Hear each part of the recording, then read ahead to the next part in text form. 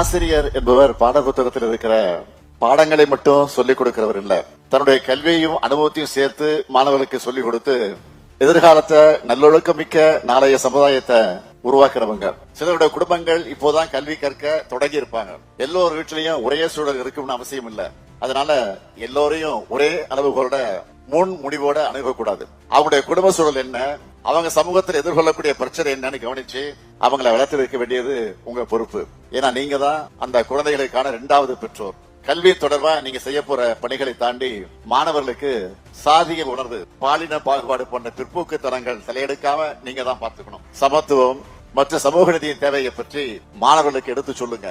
மாணவர்களுக்கு நல்ல ரோல் மாடல்களை அறிமுகப்படுத்துங்க. நீங்களே ஒரு ரோல் மாடலா இருங்க. சிவிக் சென்ஸை கத்துக் கொடுங்க.